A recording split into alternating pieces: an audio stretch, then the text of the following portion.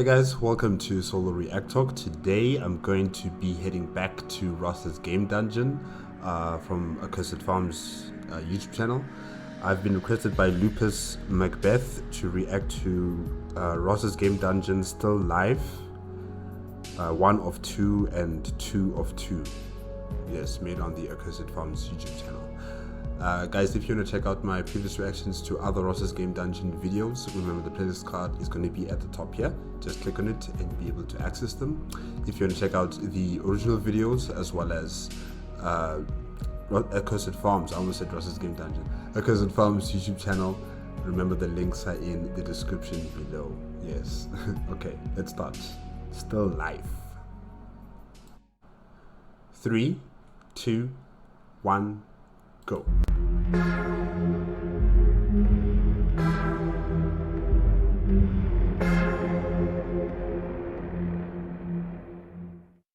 Ho ho ho! Welcome to the Game Dungeon. Today we're looking at Still Life, a graphic adventure game. Now before we get started, the first thing I want to say is that even though this is technically a Christmas game, this isn't really in the Christmas spirit. So if you're easily shocked or offended, you're better off skipping this one. Actually wait, no, I changed my mind. We're gonna do this episode a little out of order. So let's jump ahead. Everybody can stay for now. Okay, you play Oh, nice house. as Victoria McPherson, and after a little ways into the game, you decide to come home and visit your dad for Christmas. Wait, your name is Victoria McPherson. McPherson, okay. How nice. Actually, it's Christmas Eve, but close enough. I'm pretty sure you end up staying up past midnight in this game anyway. Dad? So you put on your slippers, Dad mentions how he would like some cookies. Speaking of your grandmother, this year, can you get around to making her special holiday cookies? Please? Yeah, knew some that was cookies. Maybe Dad's trying to send me a message. I'll do them later. No, you'll do them now! Okay, I'm sorry. Yeah, anyway, you can walk around the house. I guess we could talk about the music quick. The music in this game is generally fitting, though there's not enough of it. Although getting back to Christmas, the music at your dad's house is actually my favorite in the game. It just sounds sort of peaceful and relaxing. In fact, I reused this music in my own Christmas special a couple of years ago. Although this track is actually the worst quality because it's in mono, plus they added these pops to make it sound like it's coming from a record. Well, sound editor Mark Jadowski did a great job cleaning it up, and I'm releasing the remastered track in the description of this video. The music kind of sounds, you know, relaxing, kind of like Sunday vibes, Sunday jazz, you know, slow, calm. Yeah. That's okay. So there's a small Christmas present for you if you like it. When do you think you can do those cookies? Yeah, what the hell, Victoria? Sorry, Dad, I forgot. So the ingredients are all laid out because Dad wants his cookies, and I don't blame him. Why didn't he do them himself? I mean, why is he depending on his daughter to make them? I mean, you have all the time at home. You're retired, I'm assuming. So you could have just done them yourself. But okay, maybe you want your daughter's love in the cookies. But when you look at the recipe, it's all in code. Instead of listing the ingredients, 1 cup of love. Oh gosh. 1 cup of love, cup of generosity, cup of commitment, cup of sweetness, cup of integrity, tablespoon of romance, teaspoon of what? Sensibility or sensuality or what? And common sense. Wow. All right. they have all these traits instead.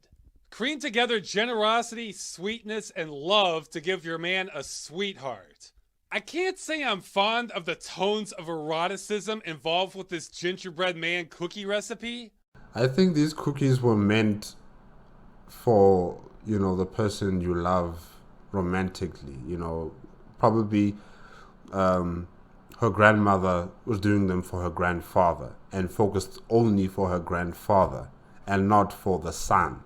You know, I don't know how Victoria's father got a hold of these cookies, but they were not meant for him. They were meant for for his father, who is Victoria's grandfather. So yeah, I think these cookies are meant for couples, and that's why it's written out like this. Yeah. If the game had started out this way, I'm not sure I would have kept playing. Anyway, if you can get past that, believe it or not, I think this is the best puzzle in the game. It involves some abstract logic, and it took me about 40 minutes to solve it the first time I played it. Now, it does help. In fact, it may be necessary to be a cookie addict like myself and have baked cookies before. So Oh, you're a cookie addict. I am a cake addict. here's a hint for you. That 2 cups of commitment, that's the largest. Hold on. In a bowl, cream together generosity, sweetness, and love to give your man a sweetheart, to give him devotion, simply sift together commitment, sensibility, and romance. Blend devotion to his sweetheart. Finally, add intelligence and mix a common sense and integrity and beat it with the rest to make your perfect man. Give him a foam and a place in the oven. Remember not to overcook. Okay, I think, yeah, alright. I think that's based on the ginger man biscuit thingy, I guess. But, yeah, interesting. Portion, so that has to be your flour. Also, one common sense, that has to be an egg because there are no measurements. Now you might think I'm just giving away the solution here, but I'm really not. I had to bust out a pen and paper to do this one. It's just a good puzzle. So you finally put the cookies in the oven. Don't forget the cookies, Dad. Oh, I won't, sweetheart. Damn Skippy, he's not gonna forget those cookies. That was probably the whole point of you coming over here. And he asked for them twice. And back to the puzzles. At another point, you can go up into the attic and take a look at a journal your grandfather kept. But first you have to open the chest. Another puzzle. Oh, and I'm pretty sure that's a developer's face on the wall there. Anyway, this is about as far as all of us are going to go together on this episode. The rest of this episode is going to be more for people who are not having a Merry Christmas or have to work on Christmas. And it's not just you. For the people who stay, I'm going to try and kick some of them out before this episode's over. You're just the first wave. Plus, there's another Christmas episode coming after this one that everybody can watch. So how are the cookies? Just like Mom used to make. I'm happy you like them. I'll have a bite later. You'll have to make more. You ate them all already? Well, I'm not surprised, really. I mean, I eat a whole cake sometimes. I'm not proud of myself, but it just happens, Yeah, after 2 slices, there's 3 slices, then it's 4, then it's 5, 6, 7, and it's gone. And then I ask myself, like, what happened? Where did we go wrong? And there's no excuse. I just like cake. I like it a lot. Especially if it's like chocolate cake. Oof. Yeah, that's the stuff right there. Yes.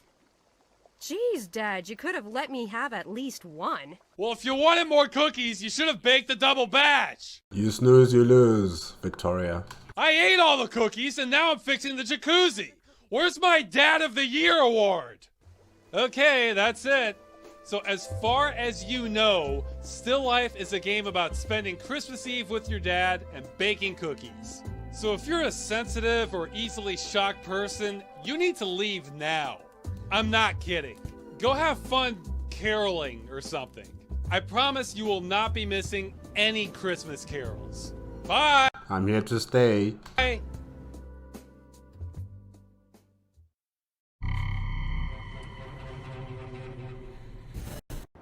Alright, so everybody who's still here, I bet a lot of you are thinking, "Oh, look at Ross baking cookies with love and care. Oh, that's so sweet. Don't forget your apron." Yeah, well, fuck you. This game is a murder investigation. I just came back from the crime scene, and baking cookies is a nice break. Christmas cheer aside, this is a little like a computer game version of the movie Seven. But hey! Seven. Morgan Freeman, Brad Pitt. I don't think I've seen this movie. Don't take my word for it. Let's hear what the coroner has to say. The assault started in the first room where she was beaten. She probably fell where you found the spot of blood. She was then carried into the next room. The killer ripped off her clothes and beat her again. She definitely was unconscious at this point. He let her bleed on the floor until he had enough blood to write the messages you found using the luminol. The killer then cleaned off the messages. Obviously, he knew we would find them. He then dragged the victim by her hair along the hallway and stopped to hang up his coat. He finally brought her into the bathroom. The cause of death was drowning. He forced her head under the water until death ensued. Like the other victims, she was killed before the mutilations. She was stabbed 9 times and then eviscerated from the lower sternum to the lower abdomen.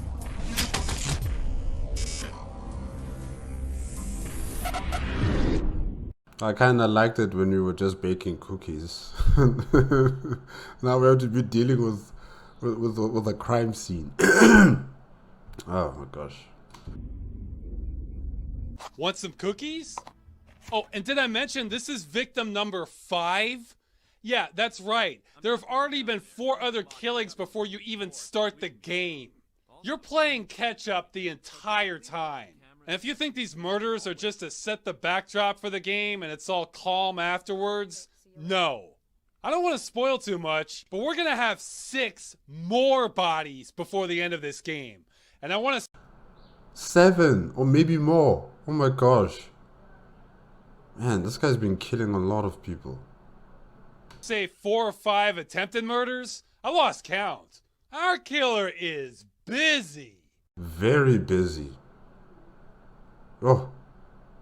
So when you're not baking cookies, solving puzzles, or having friendly conversations, this game gets intense.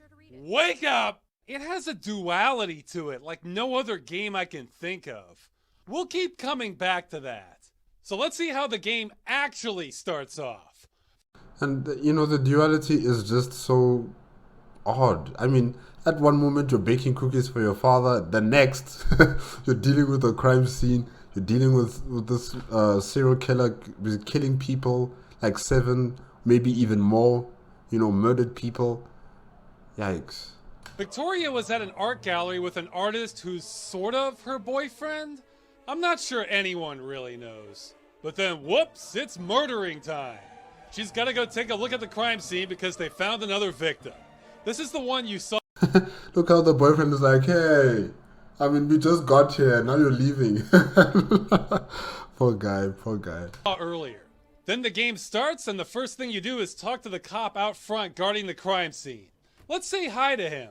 The crime scene is through the entrance, up the stairs and to your right. Miller be the chicken shit leaning up against the fridge.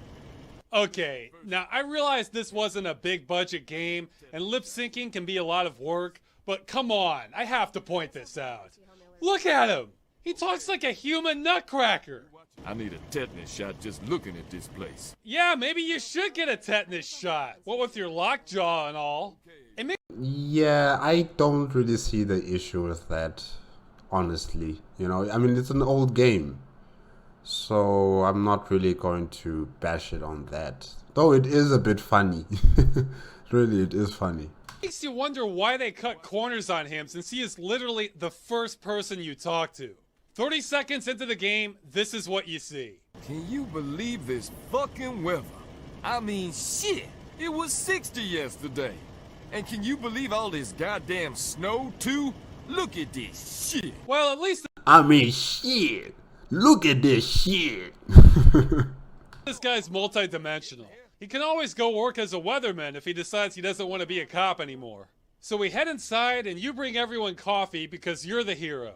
You play as an FBI agent, but you're assisting the local police because this is Chicago. There's enough murders for everyone to solve. One of the officers is getting shit for throwing up at the crime scene after seeing the body. The coroner is grumpy. I have an idiot who throws up at a crime scene. I'm understaffed because I'm the only one crazy enough to work during the holidays. I'm freezing my butt off. The body is stuck in... And you proceed to work the crime scene, looking for evidence and so on. As you progress through the game, new locations open up as they become relevant to the case. It's your typical graphic adventure game, but it's well done. And believe it or not, there ends up being a very relevant reason you go to your dad's house. Besides baking him cookies. I mean, I think that's just as important, but I admit that doesn't really help the case any. No, remember how Victoria was looking into her grandfather's diary? Well, back in his day, he was a private investigator. And guess what? He had a case that fits the MO of your killer exactly. Weird, huh? Especially when you consider his was in 1929. Is this serial killer like a being that's immortal or something?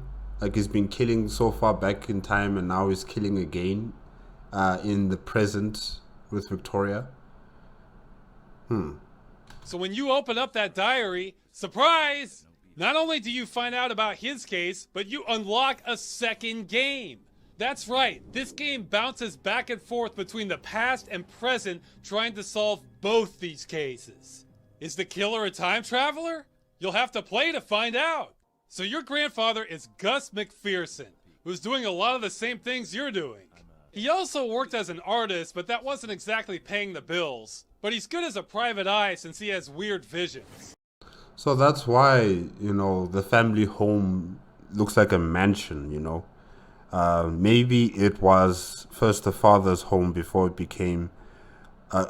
first it was the grandfather's home before it became the father's home. And thus also Victoria's home, you know. Because we do see a lot of paintings and portraits in the corridors of the house. And probably that was the creation of the father. You know, all those paintings. I mean, the grandfather. Sorry, guys. But yeah, the grandfather, or is it great-grandfather, was a painter. And now he's also a private eye. That's quite interesting, you know. An artist who's also a private eye, who has visions. All right. And another surprise. This entire game is a sequel. The original game is post-mortem, following Gus in Paris trying to solve another murder. Unlike this game, it was from a first-person perspective. It had similar production value, but didn't quite have the same punch as this one.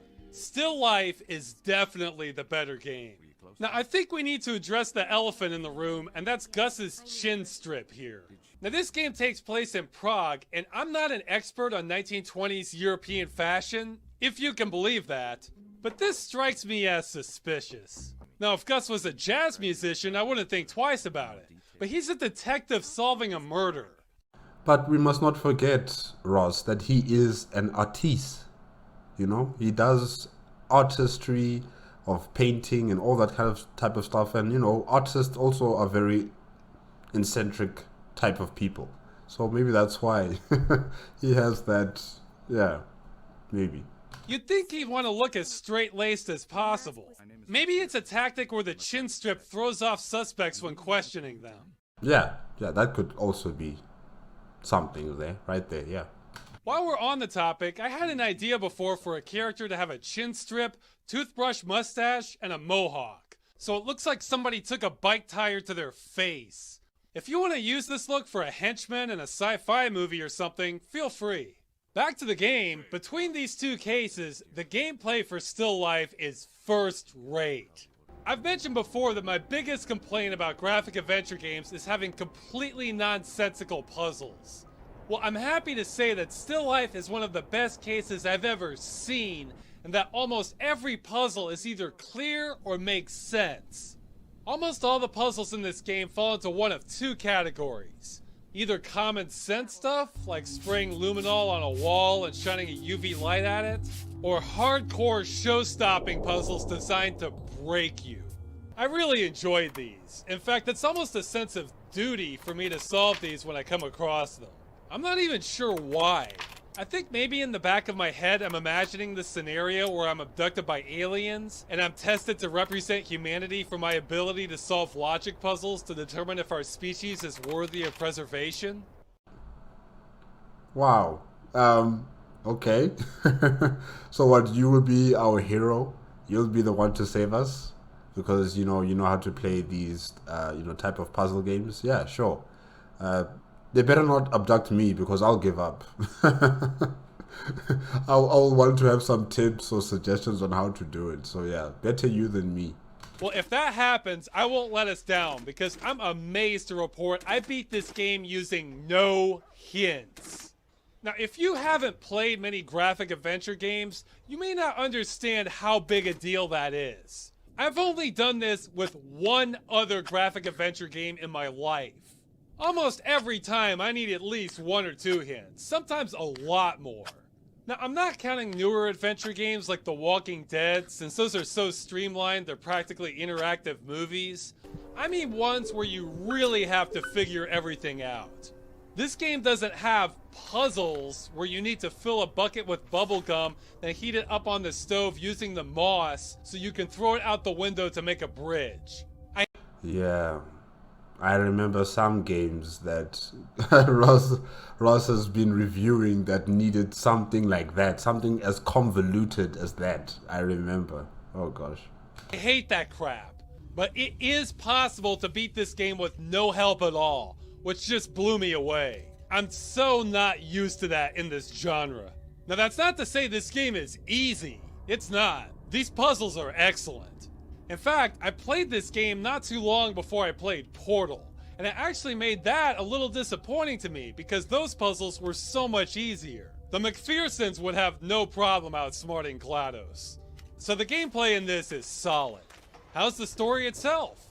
It's good. It's just a solid murder mystery.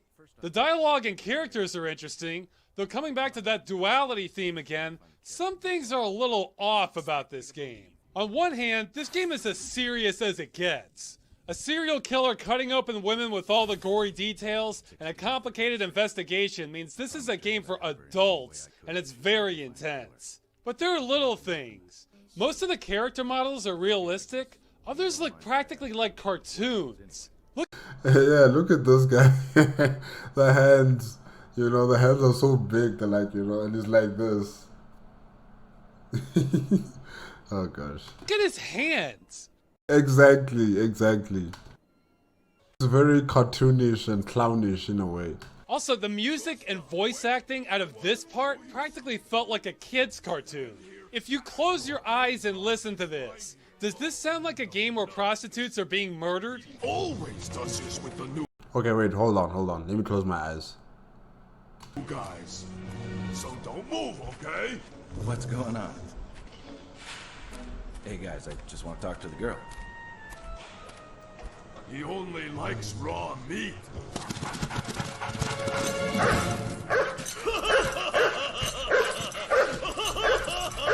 I couldn't close my eyes for too long. The music, yeah, it has, like a funny tone to it.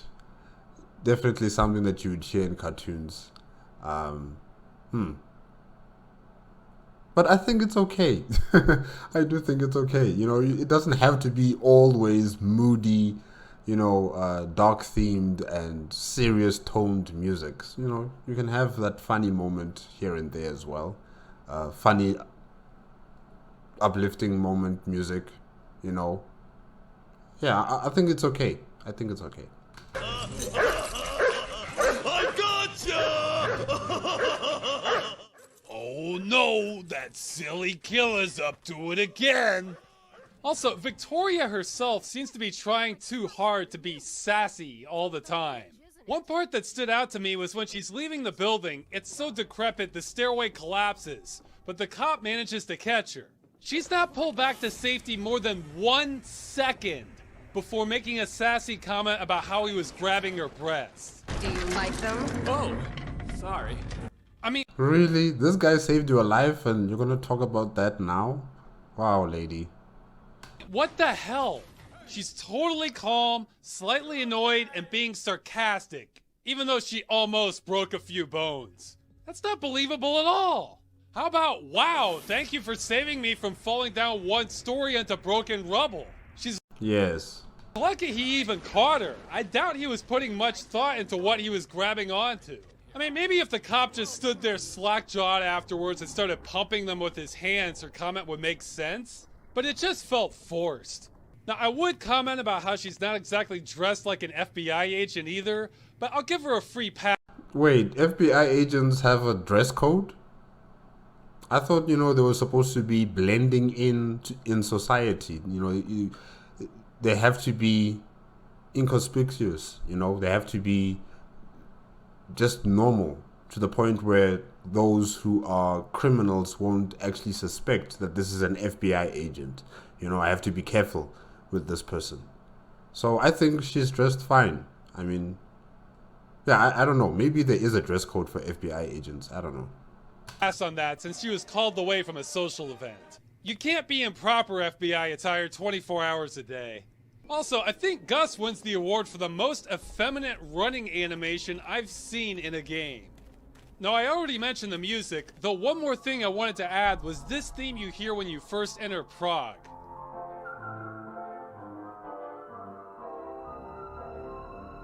It does this thing where it fades back and forth between an old-time jaunty tune and a creepy, sinister one. I thought this was creative when I first heard it, and wouldn't you know it, BioShock did the exact same thing in their menu music a few years later.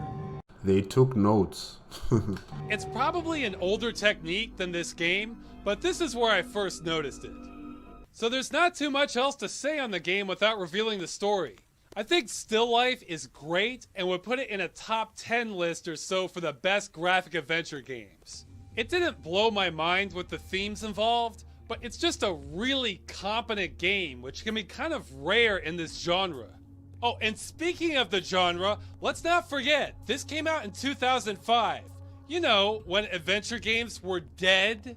I mentioned this in the Eternum episode, but there never was a period when quality adventure games stopped being made. I get so sick of that narrative. Look at this line from a PC World article. By 2001, there were no noteworthy adventure games in development, and it seemed like the genre was 6 feet under. Postmortem came out in 2002. Still Life is the sequel to that, stands out to me as one of the best, and sold over 200,000 copies. And this was all before the crowdfunding and digital distribution renaissance. I'll be happy if I never see another Adventure Games Back from the Dead article again.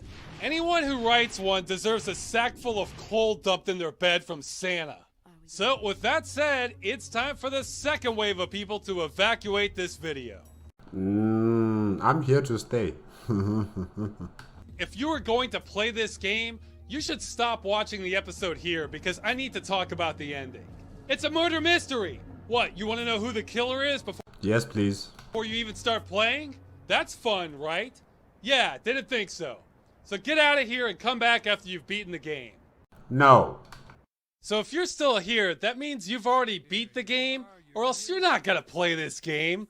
There's no explosions, you're not saving Earth. What do you care if I'm spoiling the ending? Well, that's good, because this game's ending does something I have never seen before in a murder mystery game. You know what this game does? At the end of the game, you catch up with the killer, you stop him, and that's it. You don't get to find out who the killer is. You don't? But you've caught the person. So you just remove the mask and then you can see who it is. Oh, wow. The game even teases you by having a long credits. Then you get a kicker at the end where Victoria is going to travel to LA to get more clues on the previous killings. When I first saw this, I was stunned. How many murder mysteries do that? Where at the end of the story, you still don't know who the killer is? That takes guts. Now they do meet you halfway and you find out who the 1929 killer was, but who cares about that one? That was the 20s. They're all dead now anyway. This was a controversial ending. I saw a lot of people upset about it when I read some comments after I beat the game. Those viewers I sent away earlier are probably going to be pissed at me when they come back. Oops. Now if that's not enough, you'd think the game would give you enough hints about who the killer is. But no, they don't. In fact, I think the game wrote itself into a corner. I even drew up a suspect list when I played this trying to figure it all out. Wow, hey, you were serious about this. Okay, so this part is for the people who have played the game. The killer has a lot of money in order to be connected to the S&M club, probably has black hair, but most of all, he had access to the morgue. That morgue inside the police station had tight security. That means this person is a police officer or is part of the morgue, staff members there, or it might be someone very high up in the police. Yeah. Not only did it recently change my passcode as a security practice, but I had to swipe my card and enter in a 5-digit number. That really narrows down who it could have been. So who was it? Miller? No, he doesn't fit any of the criteria, but most of all, he was on the phone in the office while the morgue was being broken into. It's not him. Richard? Well, he's the most obvious suspect. He's interested in paintings, the killer is, has black hair, is rich enough to be part of the S&M club, but he's just an artist. He didn't have access to the morgue. This killer is walking in like he's very familiar with the police station. I don't see how it's him. Tate? No, not only would that make no sense at all, but I look carefully at the videos and the killer is white. How about your boss? Well, he is a member of the S&M club and But he doesn't have black hair. would have access to the morgue, but he was in the office during the chase. It's not him. But there is one suspect who could have maybe pulled this off. Your dad! He is wealthy enough to be part of the S&M club. Not only does your boss comment about how you're rich, but look at his house. But why is he wealthy? He does have some connection to law enforcement, though we don't know what. Maybe he was still part of the security database at the police station and that's how he got in the morgue. His hair is gray, but maybe he has a black hair in there. Victoria obviously takes after her grandfather. We barely know anything about her father. Have you ever gotten in an argument with your parents? That's because talent skips a generation. It's Christmas Eve. Where's mom? Did dad kill her? Pat could have been out stabbing people while you were working the case. Dad's room? Yeah, okay, I get what you're saying, Ross. But I don't know. The father, though? Why the hell would I go in there? Because he could be the killer, Victoria! You need to investigate! Now, the problem with this theory is he would have to be pretty spry for a senior citizen. Plus, his timing would have to be like clockwork. But Yeah, I mean, did you see that guy running and, making combat jumps and just climbing on those ladders? No way. I'm sorry. That guy, Victoria's father is an old man, guys. There's no way. he's the only suspect I can get to fit this puzzle. Either that or the killer is a vampire. He has And he would dare attack his daughter? After he was hugging his daughter, he was, having quality time with her. Like, he looked like a very loving father. I mean, yeah, I just don't see it with the father. the same MO as the killer from 1929. Plus, if you look at the footage, look at his shadow. Who does that? Vampires, that's who. I guess he got into the morgue using mist form. Anyway, you don't get to find out who the killer is, but you did get to put a slug in him and he falls into the Chicago River in winter. Good luck trying to swim with that cape. So unless the killer really is a vampire, he either bled out, drowned, or froze to death. So he's having a bad night. That works for me. Oh, I thought Victoria captured the murderer, but, she took him out. Okay. This is actually kind of a plot hole, because it would be really easy to eliminate people from the suspect list. Everyone who's not missing or shot the next day isn't the killer. I guess it could always just be someone we haven't even seen yet, but that would be even more anticlimactic than what we already got. Now, there is a sequel to this game that ties into the case, but I have so many things to say on that, it will probably get its own episode later. For now, let's just pretend it's 2005 and this game is all the information we were given. Okay, awards time. Bake cookies, solve murders, no hints. I'm still stoked I solved this game with no hints. I stopped the killer. You're welcome, Chicago. Okay, stay tuned for the next Christmas episode for another federal investigation.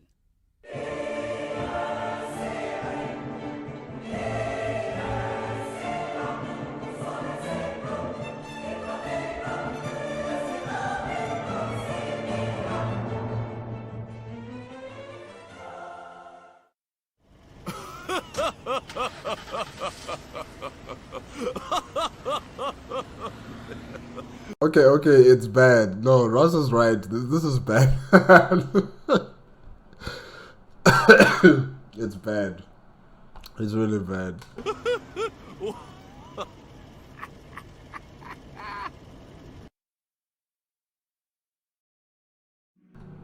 Okay, guys. Yeah, that is it with Still Life 1 of 2 and 2 of 2 made on the Accursed Farms YouTube channel, Ross's Game Dungeon. Yeah, the game, definitely it's not a game that I would play, but you know, it looked interesting. Murder mystery solving type of game. And yeah, the storyline is quite interesting, how it connects from, you know, this game, Still Life, and then the previous game. I forgot what the previous game was called. You know, the game where Victoria's father, or not father but grandfather, Gus McPherson, you know, how his storyline is now intersecting and connecting with his granddaughter's game, if I can say that, Still Life, and how their cases are quite similar, and how the same, I mean not the same, but you know, the murderer or the serial killer in Gus McPherson's time is also being transplanted, if I can say it like that, into Victoria McPherson's timeline. You know, how the modus operandi is pretty much the same. You know, they abduct these ladies, they abuse them, they kill them, they use their blood and smear it on the walls, they cut them up and leave them in, you know, tubs filled with water and stuff like that. So yeah, it's quite interesting that a killer from so long ago, from the 1920s, you know, those actions that murderer committed are being done the same way in Victoria's time period. So yeah, it's quite interesting. Whether this person is like a vampire or a monster of some sort, yeah, you know, anything is possible. Anything is possible until we have proof, you know, to suggest otherwise. And yeah, you know, Victoria is heading off to LA to complete more missions that side. And I don't know if, you know, they continued on with like Still Life 2 or Still Life 3, I'm not sure.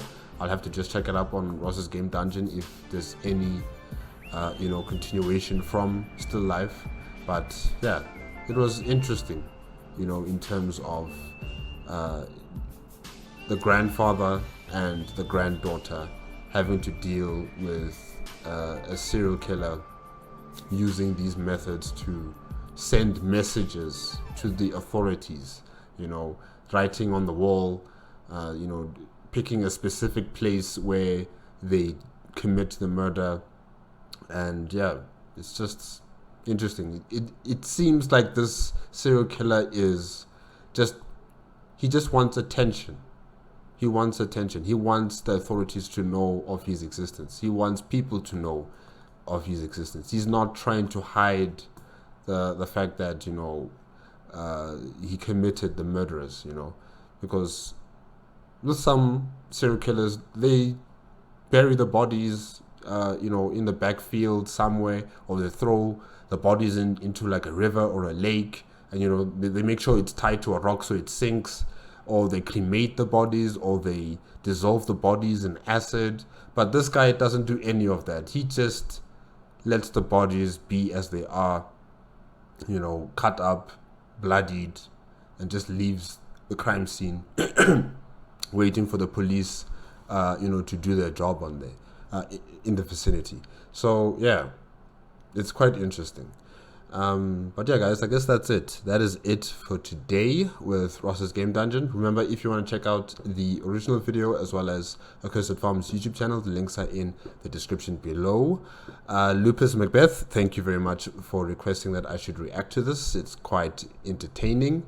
And yeah, guys, remember, if you like my reaction, please give me a like, comment, and subscribe to my channel. Click on the notification bell if you want to be up to date with my latest videos, and I'll see you guys next time. Okay, bye bye.